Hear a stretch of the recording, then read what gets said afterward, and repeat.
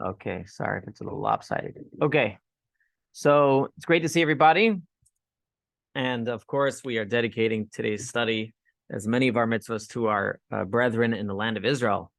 May Hashem protect them, and may they have a miraculous victory. We can read all the news stories about what it's going to cost and and people tell me it's a prolonged war and this and that. Listen, the Yom Kippur War started badly as well, and it ended pretty quickly. So we are praying for a miracle over there, and God can definitely pull those off. We are going to go back to our regular discussion of Tanya. Last week we had a special discussion on the land of Israel. Interestingly enough, I just want to point out, it seems like when you put the name Israel on anything, everybody's looking at it today, which is good. My Tanya class last week on Israel had more views in a couple days than most of the other classes, have in a month or 2 months. So it was very interesting to see, which is good. It means people are plugged in, people are involved. Which reminds me of the story of there's a guy that comes to a bakery and he orders a chocolate donut. He says, "How much is the chocolate donut?" And the guy at the counter says, "Well, chocolate donut is $50. He says, "$50? Why $50? He says, "Listen, $1 for the donut, $49 for Israel." $49 for Israel. Okay, all right, okay. Who doesn't want to support Israel? He comes in the next day. He says, "I want some challah." The store owner says, "No problem. Challah, $100. He says, $100 for challah? He says, "Yeah. $5 for the challah, $95 for Israel." He says, "Israel, who doesn't want to support Israel?" He comes in the third day. This time he orders a croissant. This guy, "How much the croissant?" $150 for the croissant. $150 for the croissant. He says, yeah, it's $3 for the croissant, and the rest is for Israel." So the guy says, "Listen, I've been happy to support Israel, but I mean, this is taking it a little too far. I mean, when I want to support Israel, I'll support Israel. Can I speak to the manager?" So the guy says, "No problem." He calls to the back and says, "Hey, Israel, somebody wants to speak to you." Okay, all right. So that's the old story. But Baruch Hashem, everybody is into supporting Eretz Yisrael, and of course, chief among that is doing Torah and studying Torah and doing mitzvahs, which we are doing today. And so to cancel our Torah study for Israel on a general whole would not be good. If anything, we have to increase and do more study. So in today's discussion, we are going to end our discussion from chapter 9. Now, chapter 9 was a discussion of the war that goes on inside of us between the godly soul and the animalistic soul. How the godly soul seeks complete control over the body. And what does it mean, complete control over the body? To be able to have the mind plugged in to God, which in turn elevates your emotions to be feeling feelings towards God, which in turn plugs in your thought, speech, and action to do actions towards God. So again, that's how it goes. It starts with the mind, goes to the heart, then enters into action, and action is really split up into three things. What are my thoughts? What are my feelings? Sorry, not feelings. What are my thoughts? What is my speech? And what is my action? So we don't dumb down Judaism just to actions. Just make sure you do the right things. But it's important on all levels to be plugged in to Judaism. So we're going to get into a discussion, a slightly different discussion towards the end of the class, but we're first going to read the text. I had a question, Rabbi. Yes. Does body sensation fall into any of that? Bodily sensation? Yeah. So emotions are connected with bodily sensations. If you speak to people in the mental health, the heart racing and the bodily sensations are very much connected with your emotions. So emotions can be felt in your bodily sensations. That's something that I'm familiar with. Beyond that, I'm not sure if you have a further question beyond that. But yeah, I noticed when tingling goes up on the back of the neck. Yes. It's body sensation. Correct. So again, mental health professionals will tell you that bodily sensations are very much connected with your feelings, your emotions. Yeah. So Tanya is going to be part of that. You want to hear You want to feel your heart racing with love towards God. Exactly. That's where I'm And getting. and and Thanks. when opportunity to sin shows up, you want to feel a shiver go up your spine, like I'm scared of that, right? Yeah. You can come to such a place. I'm not there yet, but that would be a high level, but we hope to be there. So we're going to read some text that we didn't read last week, which kind of sums up this desire of the godly soul, and it's towards the end of page 119, the bottom of the page. So we're going to read at the bottom of the page where it says like this. We now return to our discussion of the war of the two souls over the body. Up to this point, we have noted how the divine soul seeks to control the body, bringing the heart to both revere and love God. Now we turn to the other experiences. So again, it starts with the what he's going to add here is that there are not just two emotions. There are actually many emotions. In other words, it's not just the emotion of love and fear, but there are other emotions. As he says, so too the divine soul desires that other emotions in the heart and derivatives of reverence and love be devoted exclusively to God. So the Tanya generally speaks about love and reverence or love and fear because all other emotions are kind of branches of those two primary emotions. Or discussion for another time, but basically your emotions split up into positive, like go get them emotions, and then there's a negative, like staying away from something or dealing with something harshly. So again, there's the positive, negative, those two pulls. There are some emotions that are a mixture of the two, but that's what it means, is that all the emotions that we feel, the range of emotions, which there are a range of emotions, but they all fall into these two categories or a mixture of these two categories. By the way, if you're going to come to my Kabbalah course, we are going to discuss all these emotions as they are based in the Kabbalah, as they are explained in the Kabbalah, the 7 emotions.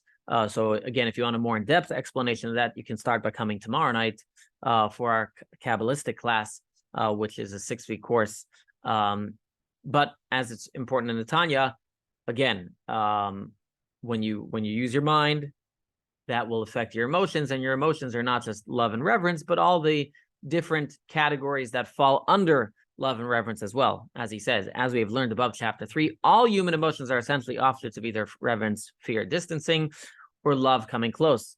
The divine soul seeks control all these feelings as well as all conscious activity. So that's what it wants. Okay, then he continues. The divine soul also wishes to have full control over all the words in your mouth and thoughts in your head. So they are addressed exclusively the thoughts and speech of the divine soul. So this goes back to our thought, speech, emotion.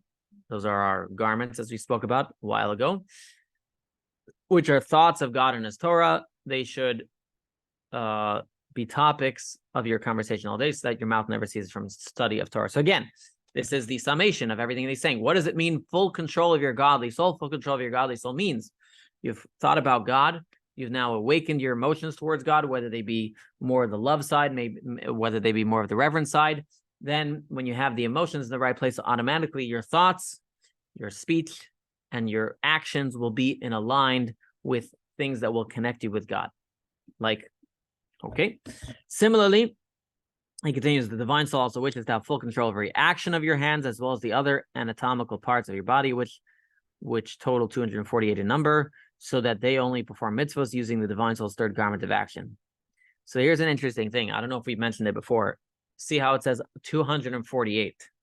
So now I haven't gone to scientific classes and the scientific anatomy, but as he reads here, in rabbinic anatomy. So again, what does it mean, rabbinic anatomy? There's different ways of calculate. How do you count, right? How do you calculate? So again, in rabbinic anatomy, the body is divided 248 parts, delineated by bones of the skeleton and their surrounding flesh. He has a little parentheses here. The commentary has, a person is born with 270 bones, and through ossification of cartilage, that number eventually falls to 206 in adulthood. The Mishnah count of 248 apparently references to the skeleton of a 16 or 17-year-old. See Yehuda Katzenelson, HaTalmud. So again, he's giving one possible explanation. We don't necessarily have to fully understand the rabbinic anatomy. The general idea is that the rabbinic anatomy says we have 248 parts. How the calculation gets there, he gave one guess here. It's referring to 16 or 17-year-old. which is kind of in between your development stages, between when you're a baby and an adult. Whether that's true or not, I couldn't say. But again, this is tradition. It's Torah. We believe it to be true. How exactly it's true, we don't have to know. Just however they calculate it. We divide the body into 248 parts. That corresponds to your 248 limbs, the 248 parts of your body. When you have these 248 parts of your body connected with the 248 positive commandments, you are connecting with God. So again, the 248 positive commandments that are in the Torah, right? We know there's 613 commandments in the Torah, but there are 248 positive ones. The 248 positive commandments will connect you will connect your 248 bones of your body with God. Any questions or comments on this section? This is really a recap of last time. This is the final analysis of the war between the godly and the animal soul.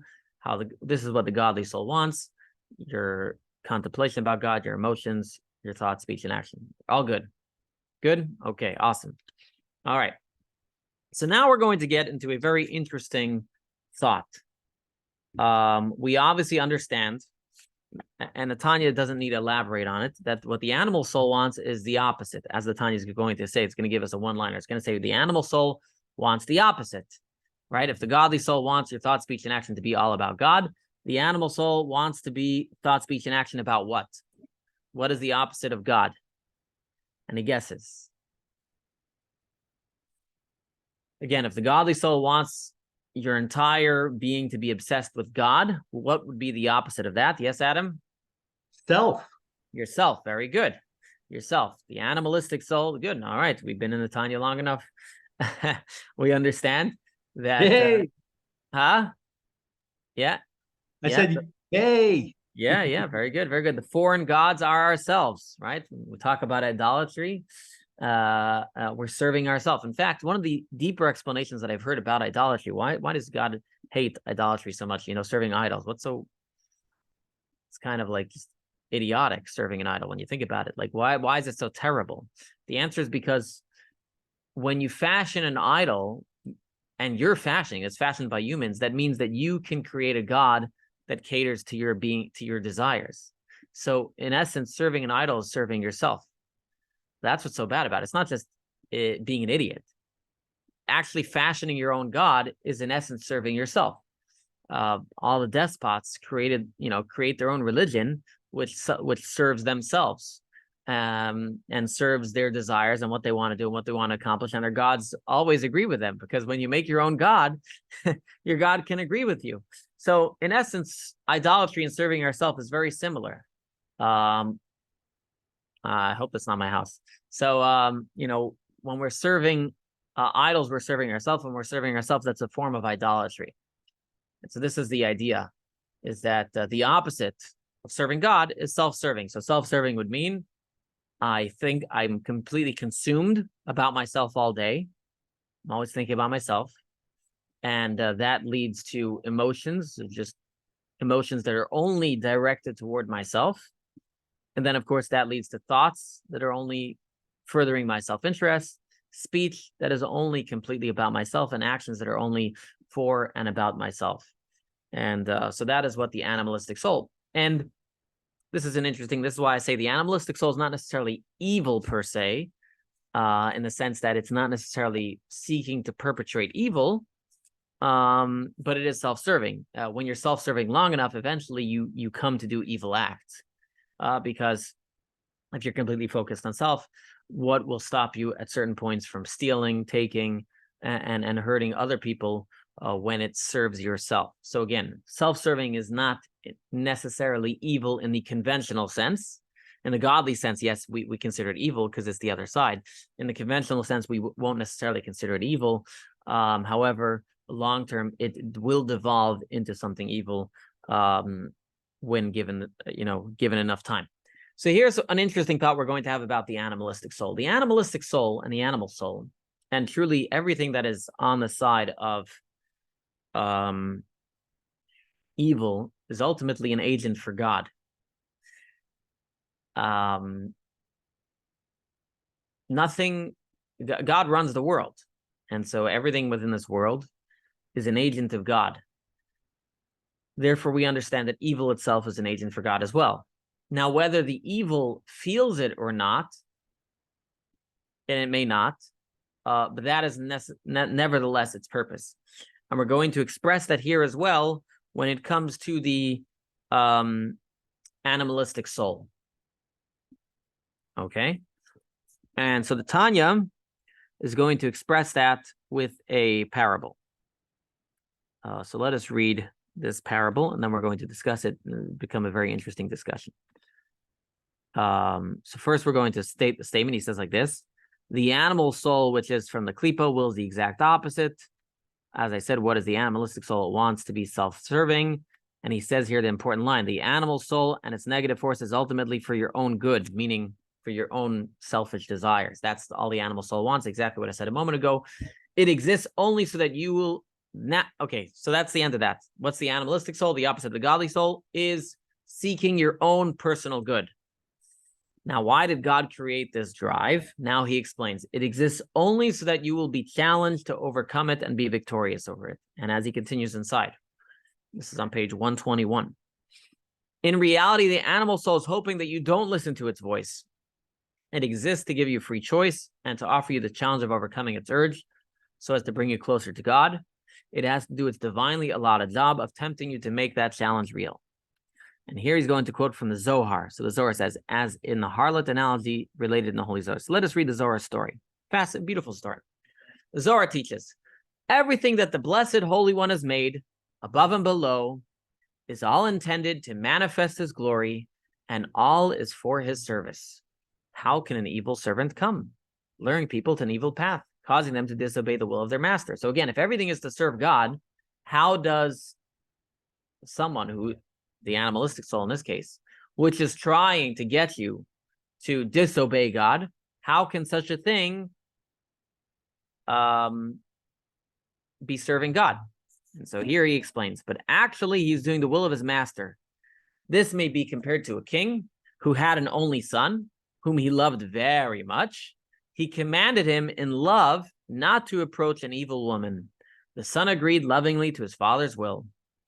At the king's home outside was a harlot, attractive in appearance and beautiful in form. Some days later, the king said, I want to test my son's devotion to me. He called for the harlot and said to her, go and seduce my son to see his son's devotion to him. The harlot, what could she do?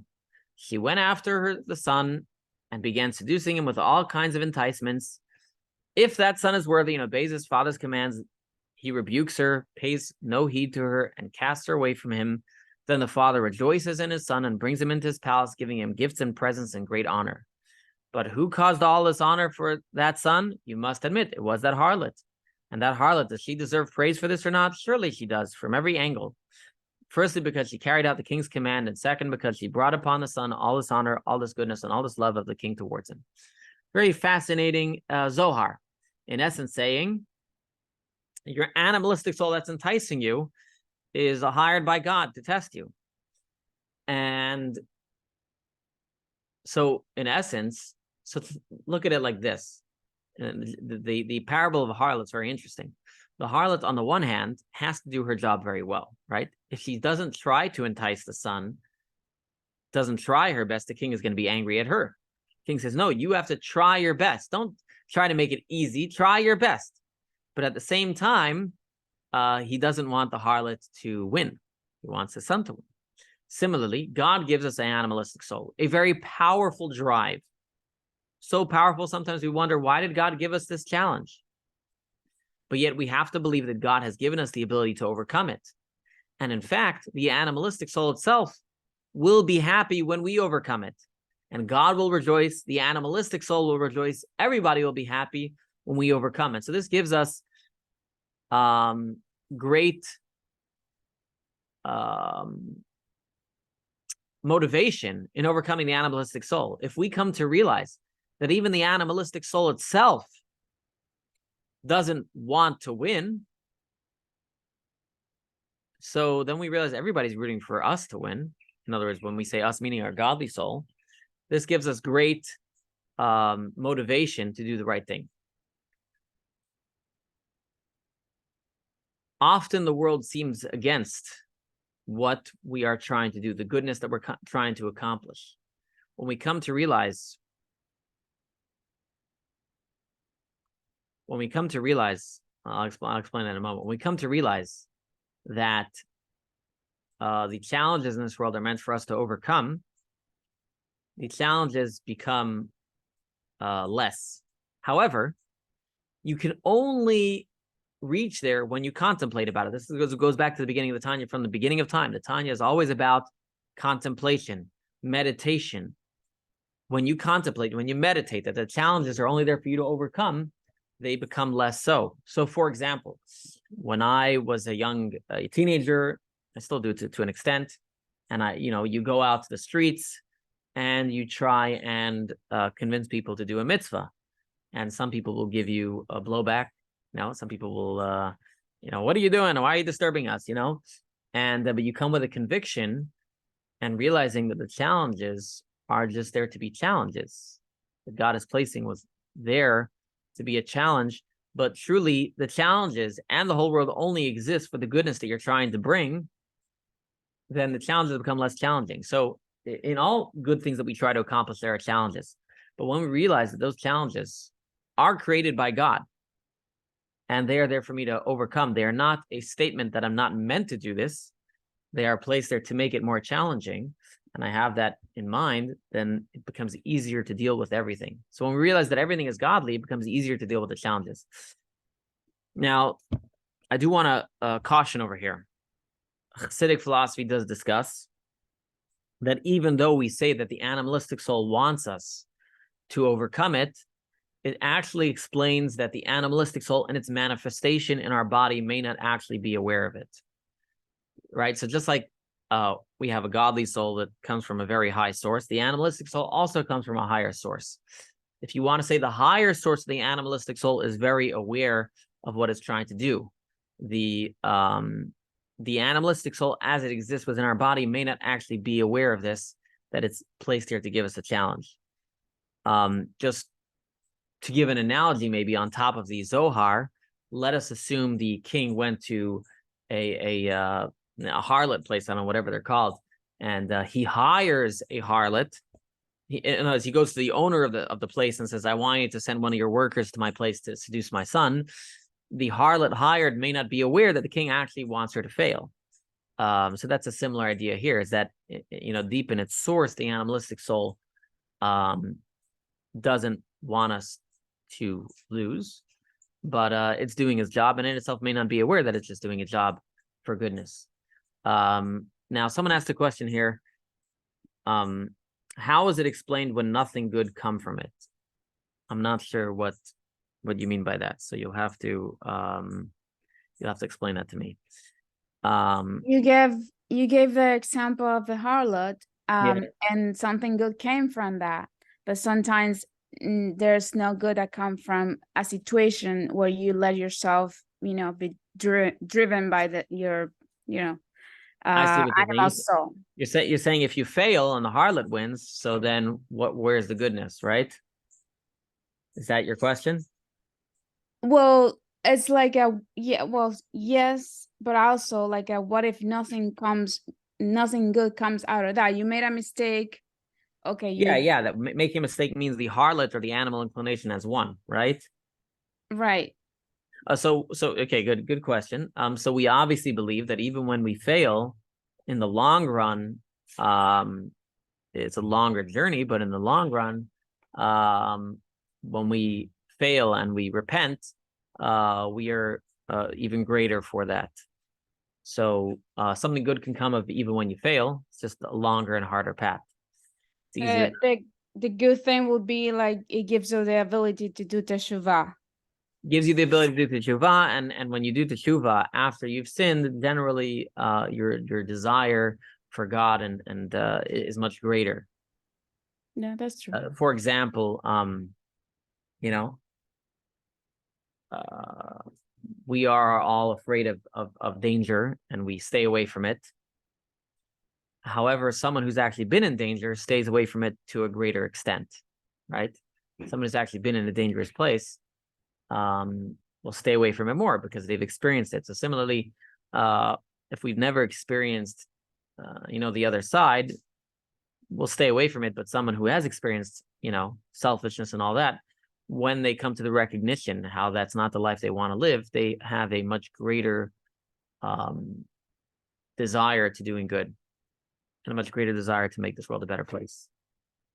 So people who do teshuvah, Baalei teshuvah, are generally very inspired people. Yes, Baruch. Yeah, my understanding around all of this is that from everything, there's something good that comes out of it. It may not be obvious now, and it may not be obvious in any short period of time, and maybe not even a long period of time, but there's always something good that comes out of everything. Yeah. There is something good. Sometimes we see it, sometimes we don't. But the easier path, as I always like to say, the easier path is not to fail to begin with. Doesn't mean if you failed that there is no goodness that can come out of it, but won't be as straightforward and will not be as right away. See, but even there, Rabbi, failure is sort of a funny word, right? I mean, there's, I don't know, like failure could be, I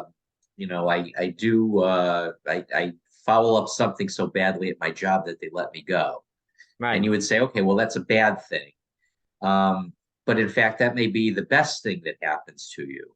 Right. In the short term, you don't feel that way because you lose your paycheck and so forth and so on. But that may have opened up a different path that you ultimately determine is a better path for you. So, right. I guess it's all sort of relative. And even within that failure, there's something good that will come out of it, yet it may not be clear, as I said, in either a short period of time or maybe even a long period of time. Right. You also remind me of another story, but kind of presents it in a slightly different way, but the same point. They say it's a parable for real. I don't know. They said there was once a company that one of their employees made a major mistake. A high-level employee made a major mistake that cost the company thousands of dollars. So, the boss calls him up and starts talking about it. He says, I know you want to let me go. He says, let you go. After we just invested $10,000 in you, we want to let you go. So the idea of that story is that the $10,000 mistake that this person made, obviously assuming they're a higher level employee, could be worth it because now that employee is all that more motivated in making sure such things don't happen in the future and making the company a better place.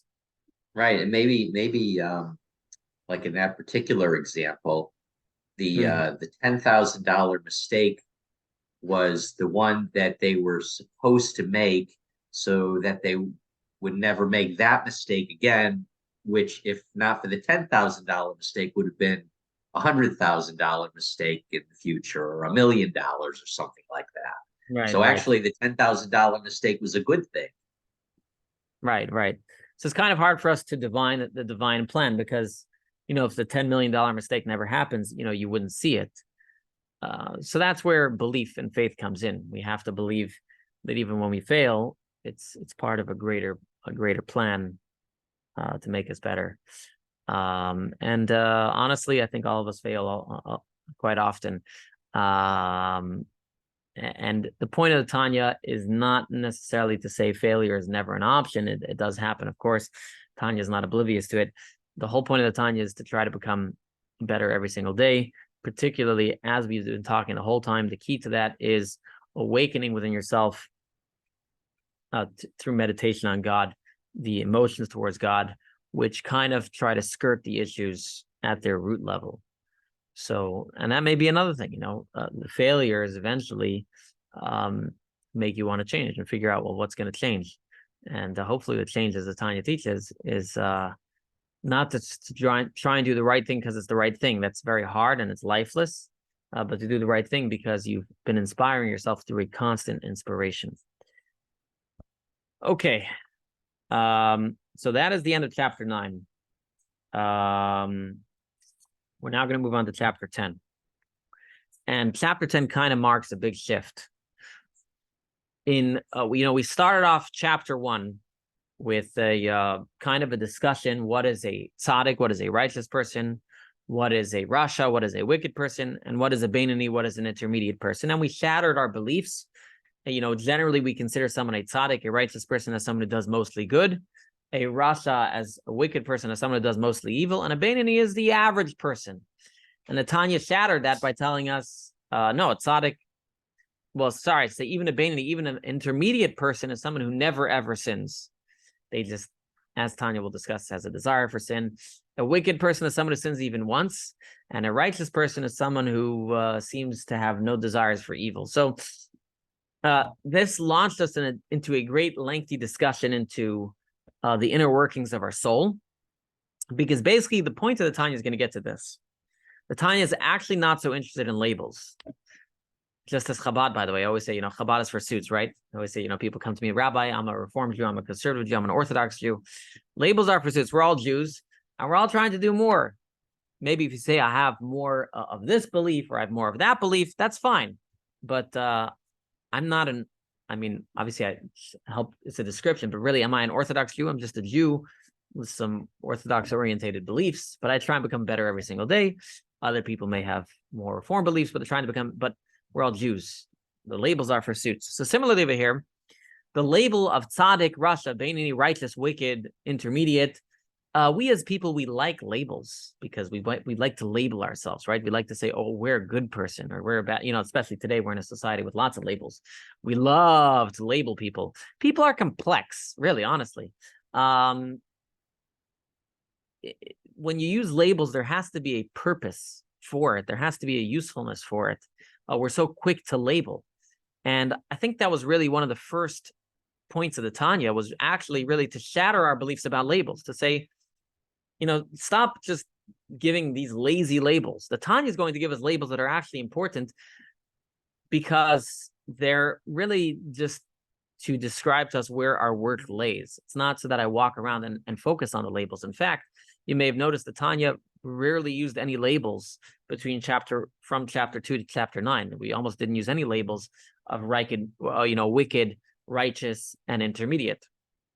And similarly, after these next couple chapters, the Tanya will once we define what righteous, wicked, and intermediate is, I want to point out to you, because a lot of people get confused with the Tanya. They think the Tanya's purpose is to make labels, and we have to know which label we fit in. No, as we'll see, the point of the Tanya is actually to shatter labels and really to tell us where our work lies. So again, not to focus on the labels, but to shatter labels and tell us where our work lies.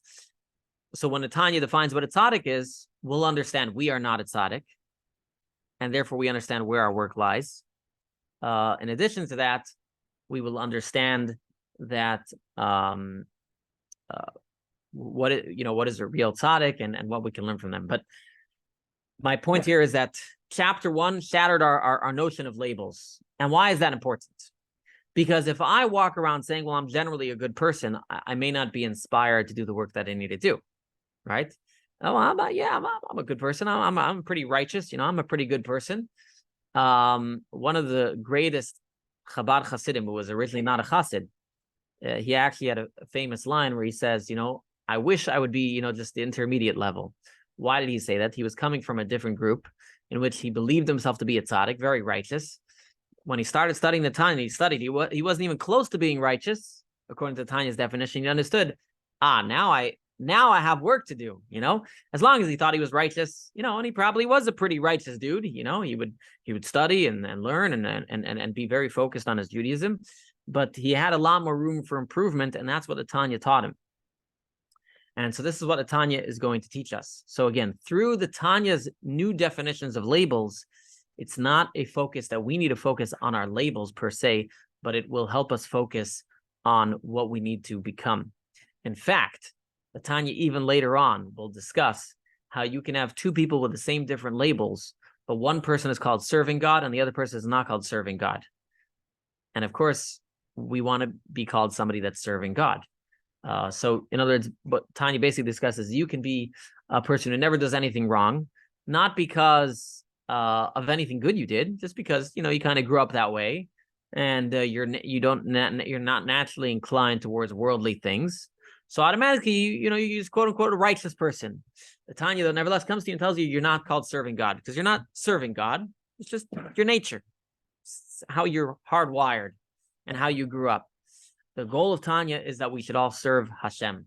And serving Hashem requires daily work. And that is what we are going to pick up in the Tanya. So all this being said, when we study about a tzaddik, and you're going to learn very quickly that you're not a tzaddik, that you're not righteous, that should not depress you. And it should not depress you even that you will never become a tzaddik. Because that's not our goal. Our goal is not to become a tzaddik. Our goal is to serve Hashem every single day. And as just to quote from Pirkei Avot, one of my favorite Mishnahs in the Ethics of Our Fathers, Pirkei Avot, it says like this. It says, Lo alecha malacha ligmor, the work is not incumbent upon you to finish it. V'lo ata ben chorin libatel mimena, and at the same time, you are not at the liberty to not work. In other words, our job in life is not to complete things. Our job in life is to work. That's what we do. We work. It's hard because in life we're full of goals. And you can have many goals within serving God, and we can discuss that. But I think that's why people have this kind of difficulty hearing that they'll never be a tzaddik, they'll never be fully righteous. Because people want to know that they can become something in the end, right? I can really become a tzaddik, whereas maybe some people want to become a beinoni, the intermediate. Even becoming an intermediate person is difficult, as we'll discuss. The purpose is not that. The purpose is to serve God every moment that you have available to you. They have a famous line in 12 steps programs called "One Day at a Time." And I think it's very relevant here to this discussion as well. What's the whole idea of one day at a time? In other words, instead of the alcoholic focusing on, well, I need to make sure I never drink alcohol ever again, their focus is, today I want to be sane. Today I want to be normal. Today I want to not be meshuggah by the alcohol. Today I don't want to be crazy. That's their focus. When you think about a whole lifetime, it's too large, it's too big, and it doesn't lead to action. They have this big focus on the one day, and really one day at a time really means one moment at a time. And the same thing is for us Jewish people. Oh, that's how we should live. Our goal is right now. In fact, if the goal was to become righteous, so what happens once you become righteous? Then what do you do? Then what? Right? You've reached the goal. Why are you alive anymore? Obviously, no. Even if you become righteous, he still has to serve God, right? Even righteous people serve God. So the goal is not to become righteous. And the goal is to serve God every single moment. And we don't judge ourselves by the totality of our lives. And even someone who's righteous cannot judge themselves by the fact that they're righteous. They can be 100% righteous and still in heaven be judged for, let's say, within righteousness, probably, it's probably between different good options. They're judged by, are they serving God? That's the question. That's our question every single moment. And so we don't judge over a totality of our lifetime. We'll worry about that when we get to heaven. I want to know right now, am I serving God? Right now, am I doing better? The one day at a time mantra. That's really where the focus is. My goal is not to become something. My goal is to be something. I'm going to say it again. My goal is not to become something. My goal is to be something. Again, in life, we're so goal-oriented. I want to build a company. But a lot of people who have that goal, so when they build their company, then what? Then where's their meaning, right? Then what do they do, right? Or they want to become a millionaire. All right, when they get the first million, then what do they do, right? So in Judaism, we understand our goal is never to get somewhere. Our goal is not to become something. Our goal is to do something right now. You have this in Torah study. People want to, I meet people who have this idea. They have this lengthy goal. They want to know the whole Torah, let's say. It's a good goal. So you study the whole Torah. But more important than wanting to become, again, if you're talking about a limited book of what you want to study, that's okay. But Torah study is endless. How can someone create a goal around Torah study? The ultimate goal is to create a habit of studying. Oh boy, sounds like the baby's not happy with what I'm saying. We can have mini goals. That's why I say you can have mini goals within your Jewish life, within your worldly life. You can have mini goals, but never confuse your mini goals as to that's the totality of your being. Because when we do that, we run into traps. So if the totality of my being is that I want to become righteous, that's a problem. If that's my mini goal and you can actually reach those, they're going to discuss you can't, that's okay. But if we judge ourselves by becoming something, we run into issues and problems. And Tanya tells us right away that we shouldn't get too caught up on our labels and our suits and becoming something. We have to focus on the here and now, the one day at a time. So without further ado, with that introduction, so hopefully now you have a better idea. We're going to discuss the tzaddik, and you're going to learn right away that you're not a tzaddik, not to be depressed, because Tanya's goal is not actually to teach you to become a tzaddik. Tanya's goal is to teach you to become the best version of yourself every single moment. We will now explore what a tzaddik is. Because again, in order to have a reference of what I need to do, I need to understand what is a tzaddik, what is righteous, what is wicked. I need to have all those references. I just need to grab a extension cord to plug in my computer. So just one second.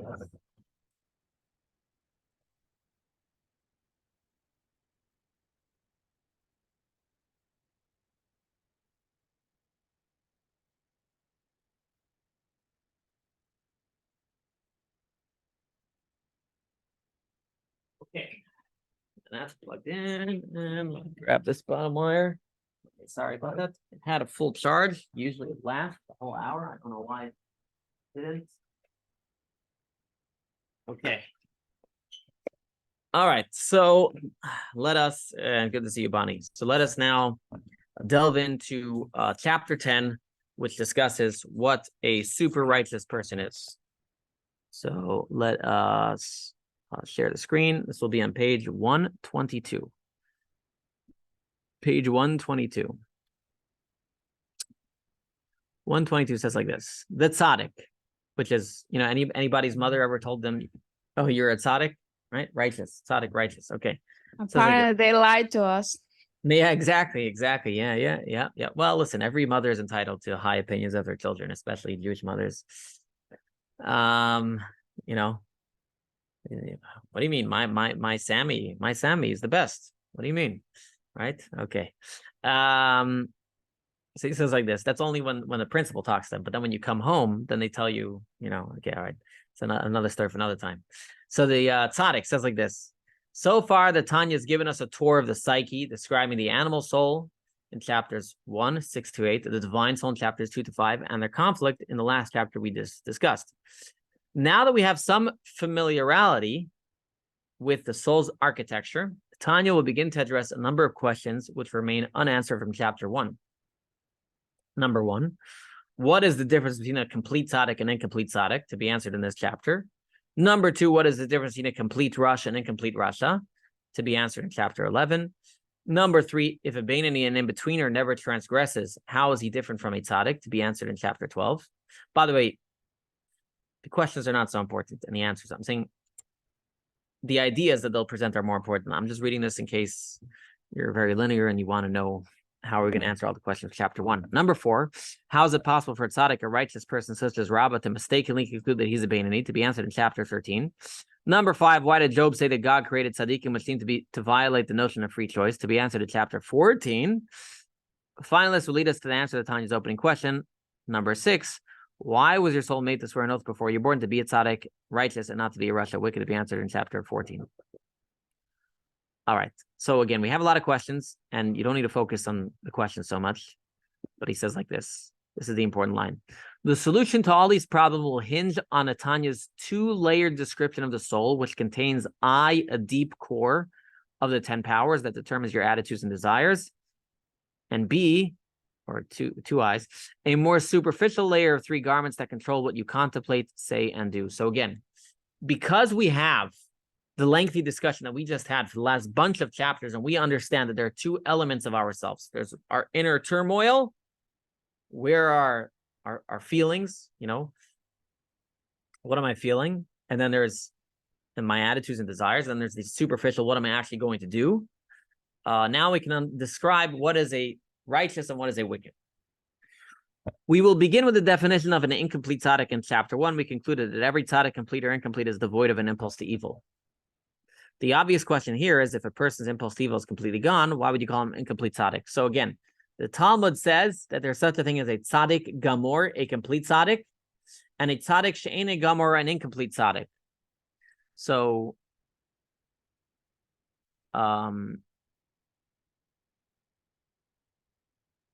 how could someone be righteous but not completely righteous, right? It's kind of an oxymoron, right? If you're righteous, that means you do everything right. So what is the definition of incompletely righteous? So if right, again, the Talmud says there's something called a completely righteous person and an incompletely righteous person. So if the definition of righteous is purely based on actions and deeds, then it's impossible to explain, because the moment you do one sin, as it states elsewhere in the Talmud, you become not a tzaddik. So if one sin makes you not righteous, how can you be an incomplete righteous person? Again, if the totality and definition of righteous and wicked is based on actions, and we know from elsewhere in the Talmud that one sin makes you not righteous anymore, so then how can you draw a line and a distinction between a completely righteous and not completely righteous? The incomplete righteous person obviously has to not ever sin. Otherwise, he wouldn't be called righteous, right? So this begs the question, how do we draw the distinction? And the answer that Tanya is going to answer is, now that we've explained, there's not only your thought, speech, and action, there's not only what you do, but there's what's going on inside of you. We can say the difference between a fully righteous and an incomplete righteous is not in their actions, because in action, God forbid to say a tzaddik ever does anything wrong, but it must be talking about their inner state of being, their inner turmoil. So this is what he says. Let's read.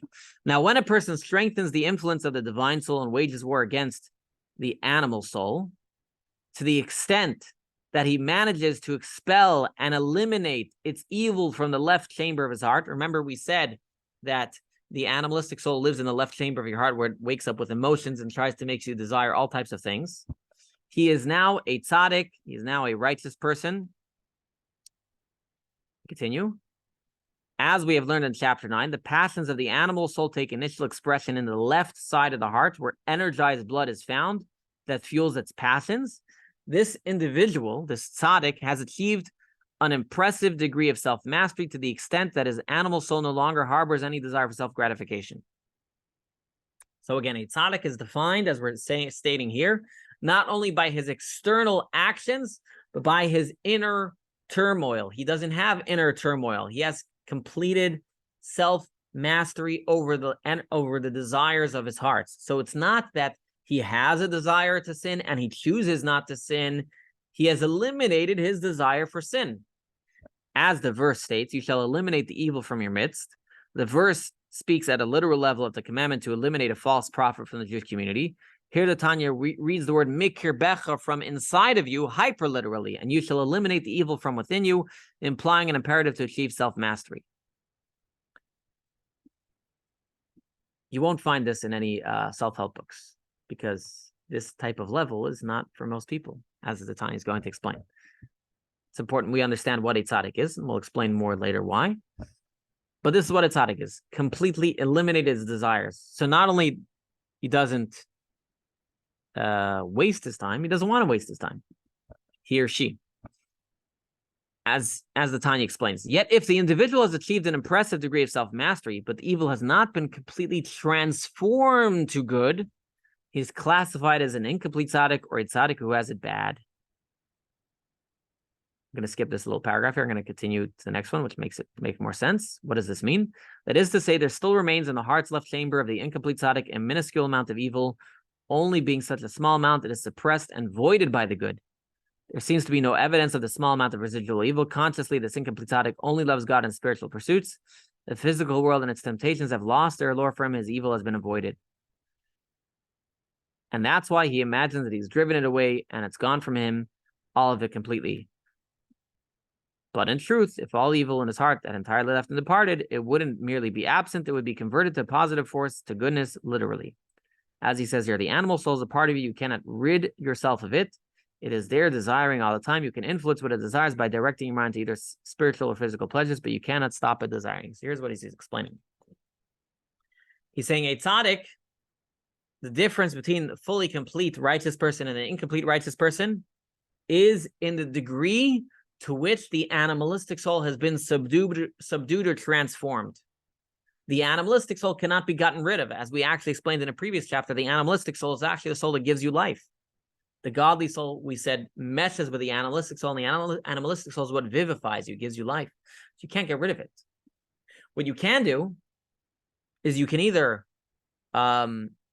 transform it to a force of good, or you can subdue it to where it doesn't raise its head at all. Actually, just an interesting analogy. It's obviously not perfect, but you know, the way that Israel's talking about what they want to do to Hamas, it kind of sounds like the incomplete tzaddik, meaning they understand they can't get rid of Hamas.